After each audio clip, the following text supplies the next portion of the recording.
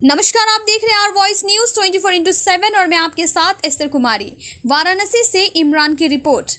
कल रात जैतपुरा स्थित दोशीपुरा में जनाब सिकंदर सूफी संत जी ने अपने निवास पर इमाम हुसैन अलैहिस्सलाम और इमाम हसन अलैहिस्सलाम की याद में आशूरा की 9 तारीख को सरकार द्वारा दी गई गाइडलाइन को पूरी तरह स्वीकार और पालन करते हुए यौमे शहादत के दिन करबला में हुए 72 शहीद को याद कर मजलिस किया। आंखें हुए नम और उन्होंने यह भी स्पष्ट किया कि मुहर्रम कोई त्योहार नहीं है, यह एक गम का दिन है। जालिमों ने करबला के मैदान में इमाम हुसैन अलैहिस्सलाम और उनके परिवार को शहीद कर दिया और जालिमों ने 6 माह के बच्चे को भी नहीं छोड़ा। गरीबों में लगभग हजारों लीटर दूध वितरण भी किया। यह कार्यक्रम सिकंदर जी अपने निवास पर संस्था स्वास्तिक फर्म खुदा की मोहर ट्रस्ट के द्वारा लगातार 11 वर्षों से करते आ रहे हैं।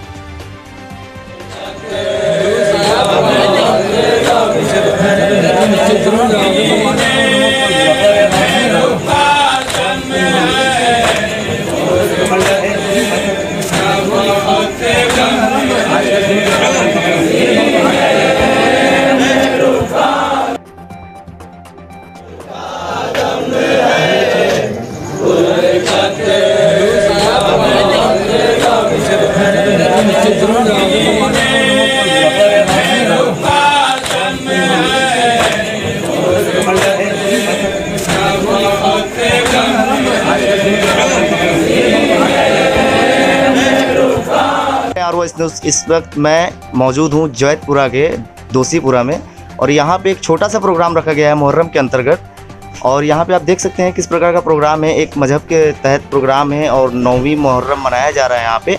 और यहाँ पे मुहर्रम के अंतर्गत आप यहाँ पे देख सकते हैं किस प्रकार का एक छोटे से घर में एक प्रोग्राम रखा गया है, क्योंकि कोरोना गाइडलाइन का पालन भी किया जा रहा है। और कौशल राज शर्मा के द्वारा 20 तारीख को पूरी तरीके से बंदी की गई है मुहर्रम का त्यौहार देखते हुए। और यहाँ पे हम मौजूद हैं, आइए यहाँ पे चर्चा करेंगे और जानने की कोशिश करेंगे कि यहाँ पे किस प्रकार का प्रोग्राम किया जा रहा है। आइए हम जानते हैं इनसे किस प्रकार का प्रोग्राम किया जा रहा है। बताइए, अपना नाम बताइएगा सर। अशफाक हुसैन इमामी। सर, आप बता सकते हैं यहाँ पे किस प्रकार का प्रोग्राम है और किस प्रकार से मतलब किया जा रहा है और किस चीज़ों पे किया जा रहा है। इन सब चीज़ों पे हम आपसे चर्चा करेंगे, तो आप इसमें बताइए कि यहाँ पे किस प्रकार का प्रोग्राम किया जा रहा है। ये प्रोग्राम हमारे रसूल पैगम्बर इस्लाम हज़रत मोहम्मद मुस्तफ़ा सल्लल्लाहु अलैहि वसल्लम के नवासे हज़रत इमाम हुसैन अलैहिस्सलातु वस्सलाम। तो आपको क्या लगता है कि कोरोना की वजह से इस बार कुछ प्रॉब्लम होंगी इस त्यौहार को मनाने में? देखिए, ये त्यौहार नहीं है, ये त्यौहार नहीं है जी, ये त्यौहार नहीं है। त्यौहार खुशी का होता है जी जी। और ये दुनिया का सबसे बड़ा गम है। यानी इमाम हुसैन अलैहिस्सलाम जब इस दीन इस्लाम यानी मज़हब इस्लाम ख़तरे में था, और सिर्फ मज़हब इस्लाम नहीं बल्कि पूरी इंसानियत ख़तरे में थी। यानी यजीद नाम का एक ऐसा शख्स जो नहायत बदकार था, वो बहन और बीवी में फ़र्क नहीं समझता था। ऐसा शख्स जब हुकूमत पे आ गया तो उसने इंसानियत को और दीन इस्लाम को फना करने की कोशिश की। यानी यजीद चाहता था कि हम जो कर रहे हैं उसे दुनिया करे और उसे अच्छा समझे। यानी शराब पीना, जुआ खेलना, ज़िना करना, ज़िना जिसको हिंदी में वो कहते हैं, अब समझ लीजिए आप। जी जी।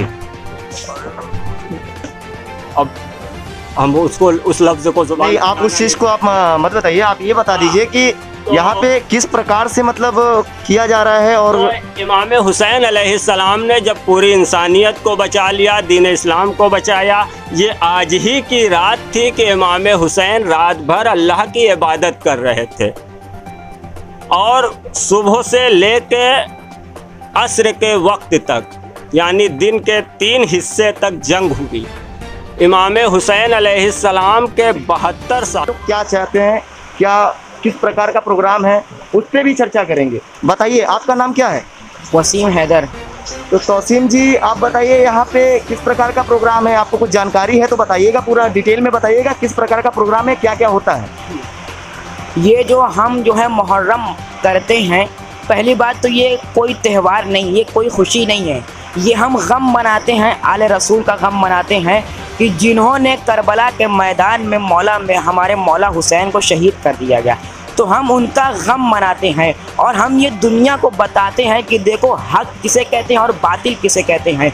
और सिर्फ मुसलमान नहीं मनाते हैं बल्कि हर वो इंसान मुहर्रम को मनाता है और मौला हुसैन को मानता है, जिसमें गैरत पाई जाती है कि क्योंकि मौला हुसैन ने सिर्फ और सिर्फ हमारे दीन इस्लाम को नहीं बचाया बल्कि इंसानियत को बचाया है। और इंसानियत को बचाया है इसलिए इंसान का फरीज़ा बनता है कि मौला हुसैन को पुकारे और मौला ही के सदक़े से। और आप देखिए कि सिर्फ और सिर्फ हम मुसलमान ही नहीं बल्कि जब हमारे यहाँ जुलझना सजते हैं, बल्कि हमारे जब जुलझना निकाले जाते हैं तो आप ही क्या कहते हैं हमारे हिंदू भाई भी जुलझना के पास आते हैं और उनसे मन्नतें मांगते हैं और उनकी मन्नतें जो है पूरी होती हैं।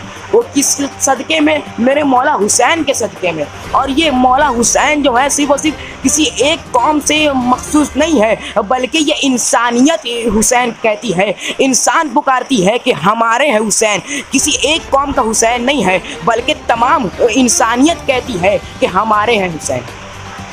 तो अभी मान लीजिए अभी तो थोड़ा सा प्रोग्राम हो रहा है आप लोगों का, इसके बाद आप लोग क्या करेंगे इस पर भी चर्चा करेंगे हम आपसे। तो सर आप बताइएगा इस पे ये प्रोग्राम होने के बाद किस प्रकार के कार्यक्रम होंगे आगे, क्योंकि आज तो 9वीं है, कल 10वीं हो जाएगा, तो उस प्रकार से कल क्या काम होगा और आज अभी क्या काम होगा इस पे आप बताइए। देखिए कल का प्रोग्राम ये होता है कि हम लोग सुबह से खाकर रहते हैं, कुछ खाते पीते नहीं हैं और अपने आप को बरहना रहते हैं, मतलब कि नंगे पाँव रहते हैं। मतलब आज से आप लोग का खाना पीना पूरा बंद रहेगा कल तक? तो ये कैसे पूरा होगा? मतलब आज रात से होगा या अभी से आपका खाना पूरा बंद हो चुका है? आज रात से बस ये खाना हो गया, अब कल दिन भर बंद रहेगा। अच्छा। बाद कल शाम को फिर चालू होगा, लेकिन थोड़ा बहुत जो हम लोग बासी बचा हुआ रहता है उसी को खाते हैं। जो जुलूस वगैरह निकलती थी अभी तो फिलहाल सरकार के द्वारा और अपने वाराणसी के अधिनियम में अगर देखा जाए तो सरकार ने पूरी तरीके से जुलूस वगैरह मना किया है निकालने के लिए, तो उस प्रकार आप लोग किस प्रकार से पालन करेंगे उसका? उसको हम लोग सोशल डिस्टेंसिंग को ध्यान में रखते हुए हम लोग अपना कार्यक्रम प्रोग्राम को थोड़ा सा अपने आसपास में करेंगे, जुलूस तो निकलेगा नहीं। इसी तरीके से हम अपने वाराणसी के अधिनियम में अगर देखा जाए तो सरकार ने पूरी तरीके से जुलूस वगैरह मना किया है निकालने के लिए, तो उस प्रकार आप लोग किस प्रकार से पालन करेंगे उसका? उसको हम लोग सोशल डिस्टेंसिंग को ध्यान में रखते हुए हम लोग अपना कार्यक्रम प्रोग्राम को थोड़ा सा अपने आसपास में करेंगे, जुलूस तो निकलेगा नहीं। इसी तरीके से हम लोग अपना प्रोग्राम करते हैं। उसको सरकार के इस निर्णय पे आप क्या बोलना चाहेंगे? जैसा कि सरकार ने बोला है कि कल के दिन में पूरी मार्केट को बंद कर दिया सरकार ने इस त्यौहार को देखते हुए, या जिस चीज़ों को भी इसको बोल सकें उसको देखते हुए उन्होंने बंद कर दिया है पूरी तरीके से, तो उसके सरकार के इस निर्णय को क्या आप कहना चाहेंगे? क्या ये सही निर्णय है या गलत निर्णय है? इस पर कुछ चर्चा करना चाहेंगे आप? सरकार का निर्णय जो है उसको तो पालन करना पड़ेगा, लेकिन इसमें बात ये है कि जहाँ तक धर्म का सवाल है तो सरकार की नीति को ध्यान में रखते हुए हम लोग अपना पूरा कार्यक्रम कर रहे हैं। जैसा सरकार के आदेश होगा उसी हिसाब से हम लोग अपना पूरा करने लगेंगे। बहुत बहुत धन्यवाद आपका जी। तो आप कुछ और बताना चाहेंगे इसके चर्चे पे, आगे की क्या प्रोग्राम होती हैं, किस प्रकार से होती हैं? और अभी अगर देखा जाए तो आपका उम्र भी बहुत कम है, आप इस चीज़ों को पालन कर रहे हैं, बहुत ही अच्छी बात है।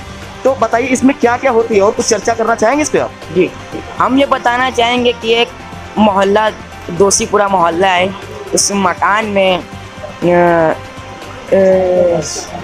फ्रॉम खुदा की मोहर ट्रस्ट की जानिब से के तहत यहाँ पर जो है इंशाल्लाह मजलिस हुई थी, मजलिस हो गई। अब उसके बाद जो है हज़ारों लीटर जो है दूध बांटा जाएगा गरीबों को।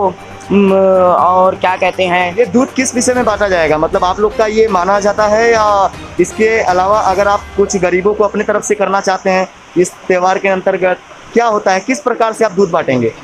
देखिए ट्रस्ट के माध्यम से इसको बांटा जाता है। और उसकी बात सबसे बड़ी बात यह है कि करबला के मैदान में जनाब अली असगर को जो है पानी नहीं दिया, क्योंकि जब ये 6 महीने के थे इनकी दूध पीने की उम्र थी, इनकी माँ का जो है दूध खुश्क हो गया। तो हम उन्हीं की याद में, जब जनाब अली असगर को दूध नहीं मिला था, तो हम आज उन्हीं की याद में हज़ारों लीटर दूध जो है गरीबों में तकसीम करते हैं और लोग आते हैं पीते हैं और क्या कहते हैं अली असगर के सदक़े में दूध के नोश फरमाते हैं।